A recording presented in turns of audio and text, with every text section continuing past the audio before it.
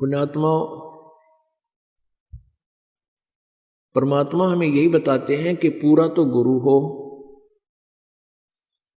और फिर सत्संग अवश्य अटेंड करे, उस संत के फिर चरणों से दूर ना हो। परमात्मा पाने के कुछ फार्मूले बताए हैं। द्वार धनी के पड़ा रहे, धक्के धनी के खावे,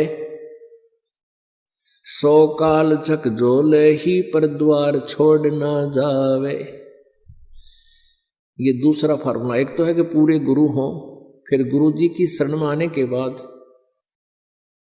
छोटे मोटी आपत्ति यदि आ भी जावे, परमात्मा के द्वार से दूर नहीं हुए। द्वार धनी के पड़ा रहे और धक्के धनी के खावे, 100 काल झकझोल ही द्वार छोड़ दी जावे। सत्संग परमात्मा के चरणों से शरण से दूर ना होए। आदरणीय गरीबदास साहिब जी छुडानी के अंदर, गांव छुडानी, जिला झुंझुनू, हरियाणा प्रांत, इसमें गरीबदास साहिब जी का जन्म सन 1717 में हुआ और परमेश्वर पूर्ण ब्रह्म सन 1518 में सहशरीर मगर स्थान से, मगर नगर से, मगर गांव से सहशरीर गए थे सतलोक में। और सन 1518 से के बाद सन 1717 में अर्थात 100 गरीबदास जी का जन्म हुआ। सन 1727 में परमात्मा फिर वापस सतलोक से आए और गरीबदास जी को मिले। लगभग 209 वर्ष बाद, सतलोक जाने के 209 वर्ष के उपरांत, वो परमात्मा फिर यही लीला करने के लिए संत गरीबदास जी जब 10 वर्ष के बालक थे, अपने ही नाना के खेतों में गव्वें चरा रहे थे, पाली थे, और भी बहुत से गवाले थे, पाली थे, वहां आकर के मिले थे। गरीबदास जी ने परमात्मा से आहार करने की प्रार्थना की थी। उन पालियों ने, जो गवाले थे, आहार नहीं किया। प्रभु ने कहा था कि दूध पी लो। परमेश्वर ने कहा कि दूध मैं कंवारी गाय का पीता हूं। एक कंवारी गाय लाए, उसकी कमर पर थपकी मारी परमात्मा ने। कबीर जी ने, जो एक साधु वेश में थे, जिंदा महात्मा के वेश में थे, उस गाय के, कंवारी बछिया के अपने आप दूध निकलना शुरू हो गया।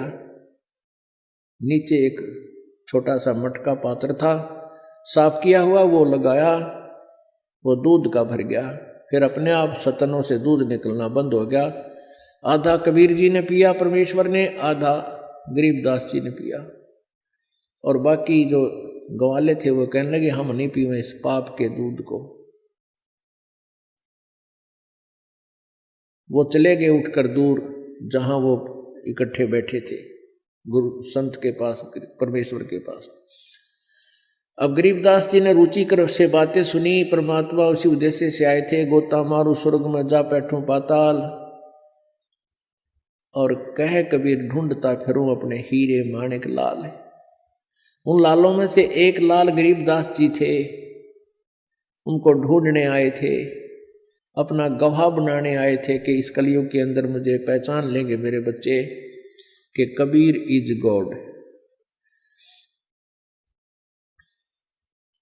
गरीबदास जी को ऊपर सतलोक ले गए, उनका शरीर यहीं रह गया, आत्मा ऊपर ले गए। सब ब्रह्मा विष्णु महेश की सतिथि से परिचित कराए कि ये ब्रह्मा जी का लोक, ये विष्णु जी का लोक, ये शिव जी का लोक, ये स्वर्ग इंद्र का लोक, ये नरक लोक, यहाँ प्राणियों की ऐसी ऐसी दुर्गति होती है। ब्रह्म लोक काल दिखाया, परब्रह्म का लोक दिखाया, फिर सतलोक लेकर गए। सतलोक में परमात्मा से परिचित होकर के फिर उनको वापस छोड़ दिया गया। उसके बाद गरीबदास जी ने आंखों देखा, परमेश्वर का हाल बताया, और फिर वो ज्ञान बताया। तो फिर एक परमात्मा की महिमा की वाणी की रचना की है, जिसको गरीबदास जी की वाणी अमृतवाणी कहा जाता है। उसी अमृतवाणी से कुछ वचन आपको सुनाते हैं। न्योली नाद सुभान गति ये लड़े भुअंग हमेश, जड़ी जान जगदीश है विष्णि व्यापै शेषु। अंश गमन करते नहीं ये मान सरोवर छाड़, कौवा उड़ उड़ जाता है वो खाते मांसाहार। अंश दशा तो साध है सरोवर है सत्संग,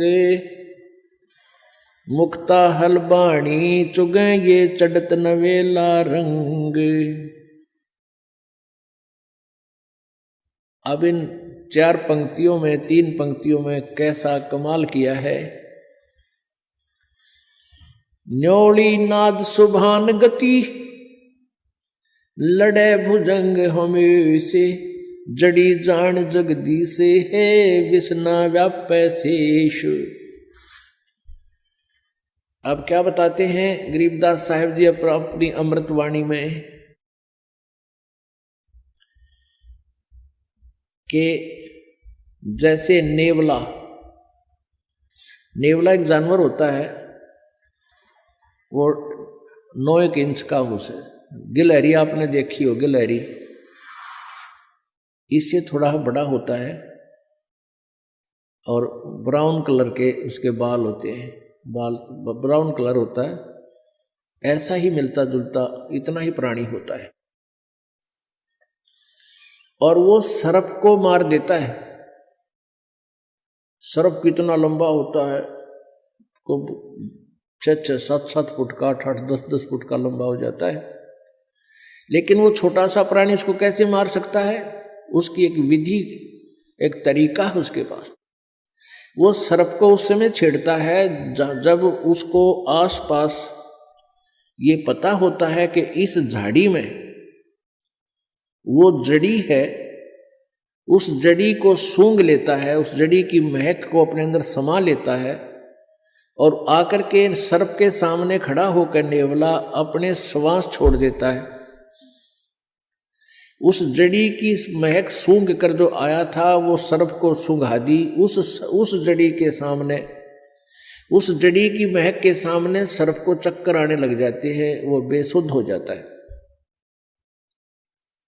अब नेवला क्या करता है, जड़ी उस झाड़ी में जाता है, वो सूंघ कर आता है उस जड़ी को और सर्प के सामने दूर से निकट आकर के कभी दूर हो जाता है, कभी निकट आता है और ऐसे छोड़ देता है उसको, श्वासों को। अब सर्प चक्कर काट, वो डरता उस जड़ी से, तो भागने की चेष्टा करता है और कुछ उसको वो ऐसे डगमग सा हो जाता है।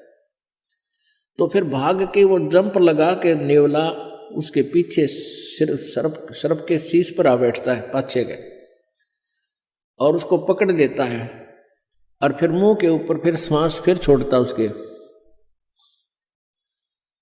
और वो कति बेसुध हो जाता है। तो सर्प को पकड़ के मार डालता है, नोच डालता है, खत्म कर देता है मुंडी से, मुख से, फन से खत्म कर दे, फिर मर जाता है। तो यहां क्या बताते हैं कि ये काल तो समझ ले अजगर है और आप नेवला हो। इस काल को आपने कैसे जीतना है उसकी विधि है। कबीर परमेश्वर पूर्ण ब्रह्म की साधना, उस जगदीश की साधना वो जड़ी है और उस सच्ची साधना सतनाम के आगे कहते हैं शेष नाग भी हो।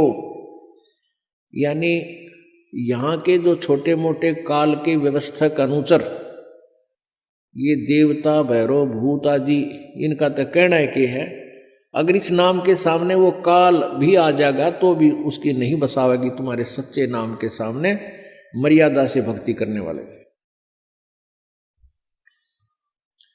न्योल नाद सुभान गति ये लड़े भुअंग हमेश, जड़ी जान जगदीश है, व्यसना व्यापै शेषु।